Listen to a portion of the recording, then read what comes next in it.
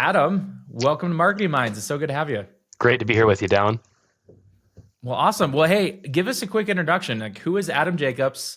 What do you do? What area do you specialize in within marketing? Like you said, I'm Adam Jacobs. I live in Eagle Mountain, Utah, and I am a marketer who currently works for the Church of Jesus Christ of Latter-day Saints.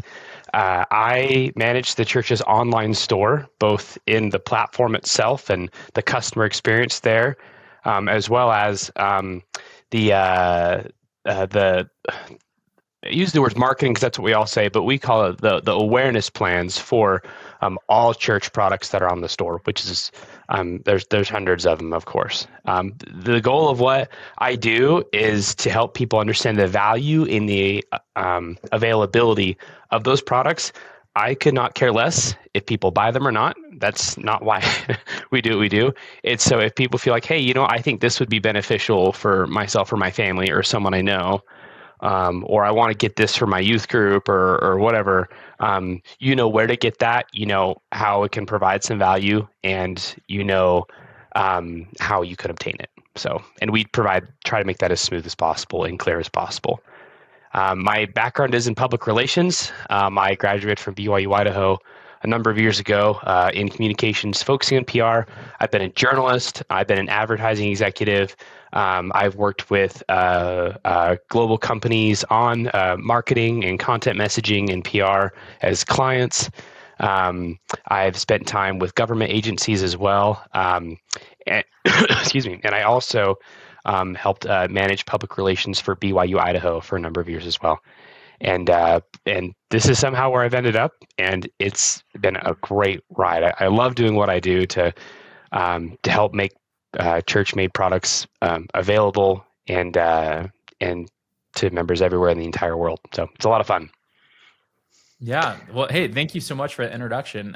And what would you say? I mean, whether it's within context of working for the church currently or in past experience, what do you see as what's working now in the world of marketing online, getting people to buy more products? So kind of walk us through what are some of those hot takes that you see as good strategies to follow? Yeah, that's a great question. There's a lot of trends right now in trying to get products in front of people without being too pushy. You see companies succeed at this and fail at this all the time. For example, Roku has a great way of getting products through advertising to people. There's their screen that they have. They've created basically a digital billboard. I don't know if you have a Roku product at all.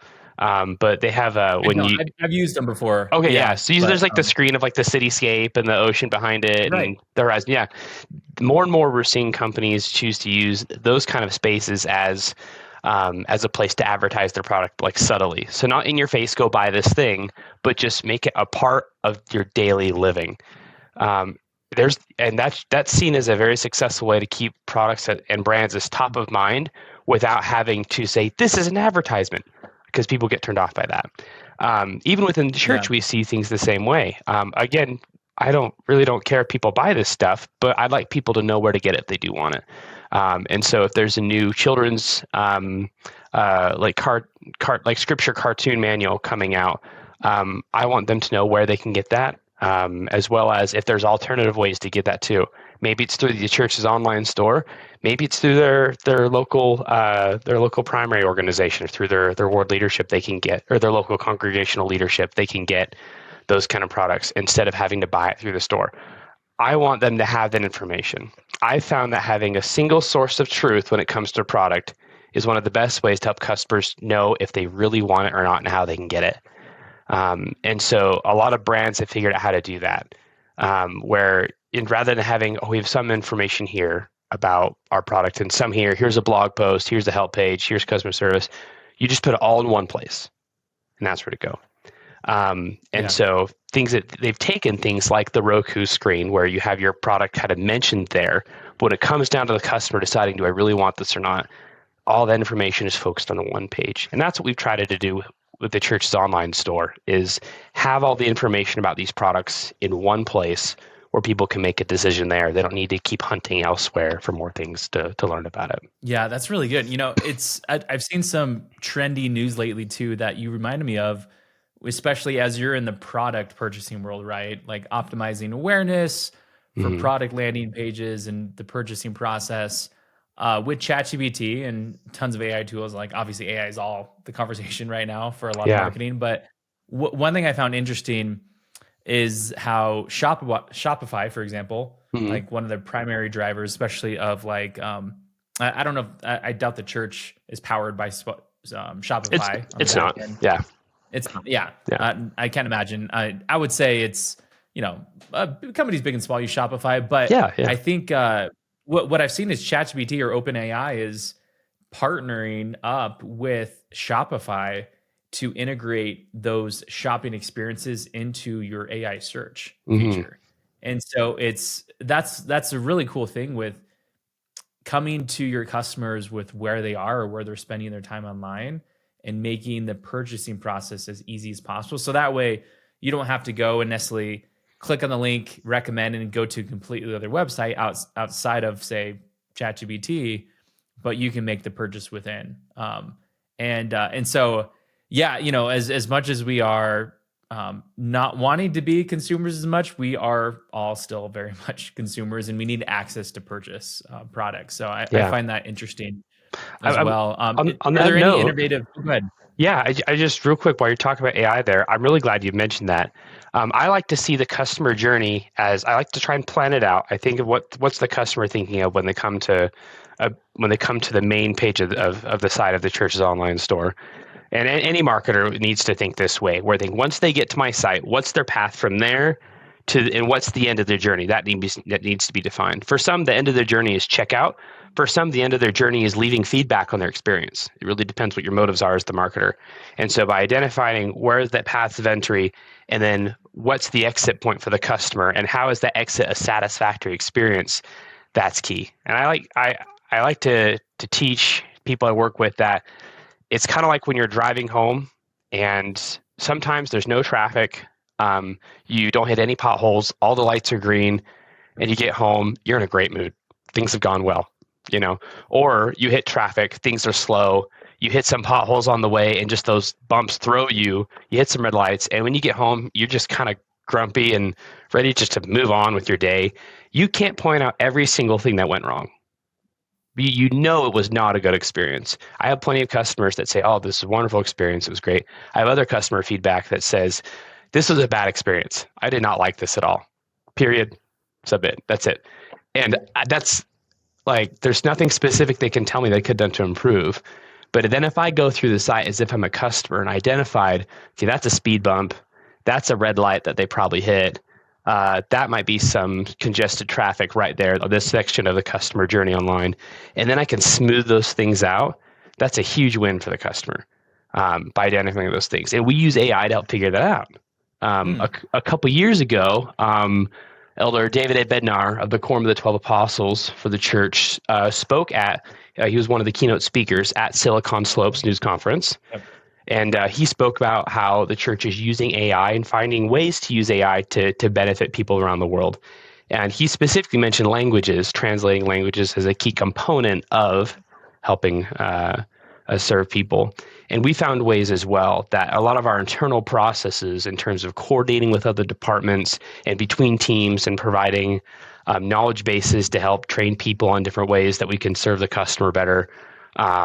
That is AI has been a key component helping speed those things up so we can speed up processing, order processing and delivery times, and then communicating those upgrades in speed to the customer and helping them have a bit of a more of a smooth roadway experience on their journey. So I just wanted to add that quick. Yeah, that's so fascinating too, because I mean, I do see, because I'm also a member of the Church of Jesus Christ of Latter-day Saints. I actively use the tools and tech that they are constantly innovating and improving Mm-hmm. upon. And to me, it fascinates me that they stay at the forefront to make all of the, whether it's the products we buy or the products that are just free to us. Yeah. It's amazing all the innovations that are taking place. And if anything, just like the crazy amount of data and record keeping, Yeah. whether it's related to church and family history, more so family history and Yeah. genealogy, Yeah. and among other things. And so, and access to that type of content on multiple levels too. I mean, one thing I enjoy is being able to read, but also just simply hit the listen now button. I mean, so much Mm, a part of my yeah, world is content creation, right? yeah, Video, audio, whatnot. And so that type of integrated marketing of an experience, and that they're able to build out such an amazing content management system that everything is interconnected. And to me, it takes a lot of smart brains to jump into there and to kind yeah. of see um, everything from A to Z of how it all fits together. And you contribute to that process. So it's, to me, it's definitely like it comes off as a very seamless experience as a customer, Hmm. whether I'm buying or not, anything or not. And really, like, there's so many things that are free Yeah. that the church does put out. But yeah, no, this is really good. Well, hey, Adam, it's so good to connect on this. Any kind of parting thoughts of areas that you are excited about, with your PR background too?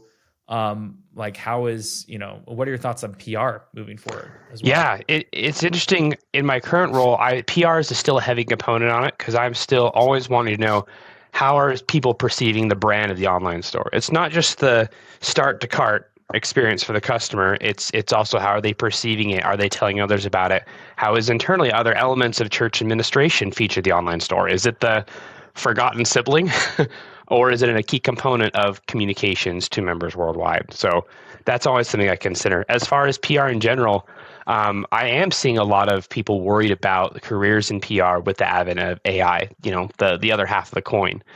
And to them, I would say, keep at it. There will always be a need for a human to help people, to help change minds and hearts in terms of how they perceive things. And keep at it, because at the end of the day, if you're working with humans and their hearts and their brains, you're going to need human brains and hearts to figure that out. That was amazing. Thank you so much. Well, we'll definitely share links for people to connect with you on LinkedIn and elsewhere, in the show notes. But thanks for joining, Adam. Appreciate it. Hey, thanks for having me down. Appreciate that.